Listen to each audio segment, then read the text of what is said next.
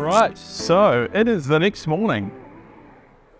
We have had a really good sleep here at the Novotel in Wellington, and the car has been charging while we've been gone. Now, this is one of my big tips. I've said it before.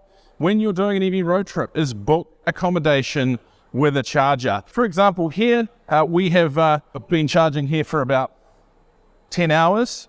We've gotten just short of 70 kilowatts. We're now at 94%. Now, if you were to DC charge that amount, you'd be talking about a bill of over $50.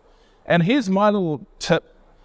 Go for a nicer hotel. If it means you have to go for a nicer hotel in order to get the charging, you're still saving money. You're getting a nicer place to stay, and you're getting a car that's fully charged and ready to go the next day. Now, one of the discussion points that people might want to look at is, how do you reimburse your relatives that are letting you charge at their house? Well, I kind of work on the basis of pay them about 30 to 50 cents a kilowatt hour. It's not that hard to work out how many kilowatt hours you're taking on board. Just divide your battery size by the percentage of your battery that you top up. Pay a little bit over the odds. Power is normally about 25 cents a kilowatt hour, depending on where you are. That is our number one tip, is always leave full. Something's beeping, something's coming in here. We're going to get on the road, and we are on our way to the ferry. So a bit of a sit rep.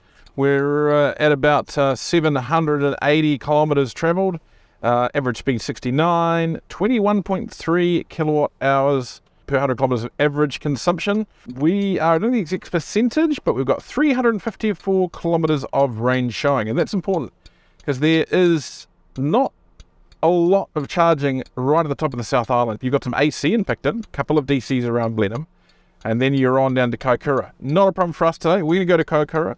And we've booked again a hotel with EV charging. We'll show you that setup because I think it's actually a pretty cool one and a bit of a mark of what new hotels should be looking for. Now, the ferry, we had someone joking online with us that, we need permits and fire extinguishers to go on the ferry. It's all BS. You're totally fine going on the ferry. Unfortunately, there's not charging on the ferry yet, though, even though there has been studies. But one day we hope you'll be able to jump on the ferry and get a good, 4 hours of AC charging while you're underway. We'll show some nice pictures of crossing the Cook Strait, and then we'll head off down the beautiful South Island coast.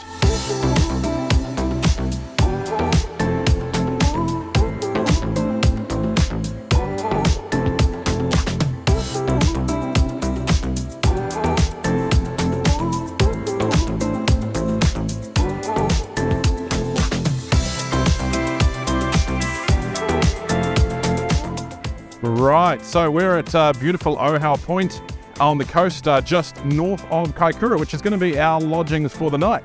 Now, you've been watching the hyperlapse, probably a little bit around the ferry, but there hasn't been a huge amount going on today, and that's because we did that full charge last night. We charged while we slept.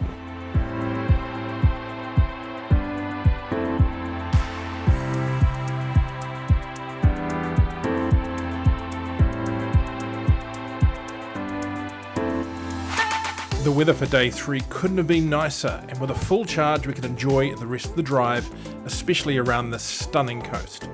No range anxiety, no charger congestion. So isn't that Kokura Coast just beautiful? Kind of on day 3 here, full charge overnight, 405 kilometers when we left. There are DC charges on this route, but they're not really our problem. You've just got that ability to charge and skip those DC charges and avoid that congestion. Now, I'm in the back. I thought I'd give it a go, sitting in this comfortable armchair back here, and I'll flip the camera around and just show you some of the features back here which make this such a comfortable and flexible vehicle for a family. In this mid-speed model, of course, the doors are electric, so you've got the ability to slide them using these buttons here. Now, these are actually, and the audio is probably going to go funny when we do this, full opening windows. You've got the ability to change light colors here. You've got cup holders, bottle holders in the door. Got handholds here, which I've actually found we're able to hold an iPad up, so that's a really handy thing. You've got 220 volt power here, so you can plug in your laptops to charge and so forth. You have both USB-A and USB-C, and a cell phone holder, which is very handy. You've also got 2 cup holders, currently carrying my delicious iced coffee from Cheviot.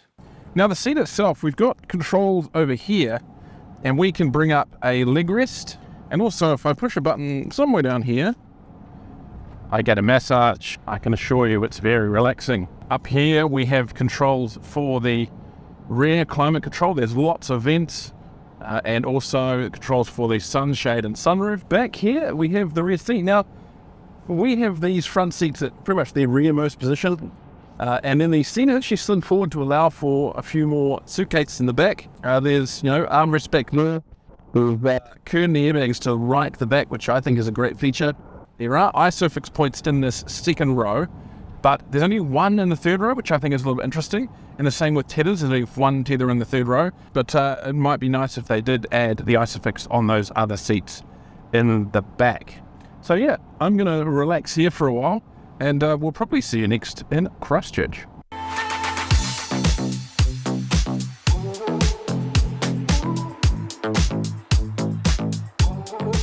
Okay, so we have made it to Christchurch, to the LDV dealer here in Central Christchurch in the MIFA 9.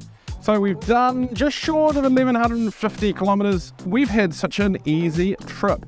And as we've gone through some of these points, that's because we've planned ahead. We've barely had to DC charge this thing. The last DC charge was in Bulls. So let's just run through the kind of key points, not all the points, but the key points that we made along this trip. Plan, be prepared, know what you're getting into before you leave. Leave full. Charge early if you have to. If you see the opportunity to charge. Don't go past an empty charger if the possibility is that you're going to need that charge. Give yourself the options. Take it easy. You don't need to get everywhere really fast. Make it more of a relaxed journey. You'll have more fun and you won't use so much power. And in the long run, you'll spend less time charging. And try and charge when you sleep or when you do activities. As you've seen, this trip was absolutely transformed by taking a little bit of extra time and charging overnight than attempting to get everywhere in one big hit and charging a lot. We've managed to keep our charging down to 1 hour and about 5 minutes. We've kept our costs down and it's made the trip so much easier by doing that and even a lot more comfortable, I think. So look, thank you for watching this. Hopefully you've learned something from it. I really do rate the LDV MIFA 9. I think for the money, this is a bit of a game changer in the New Zealand market. This is a car that with the subsidy, you can drive away for about $71,500. And it is a genuine 400 kilometer vehicle with a really good charging rate, a bit faster than we actually expected. So check that out at ldv.co.nz. Don't forget to like and subscribe for more videos, reviews and beyond on Facebook, Instagram and YouTube. Hopefully you're watching on YouTube. And we'll catch you around, maybe get a charger over this very busy, I'm going to call it the EV summer.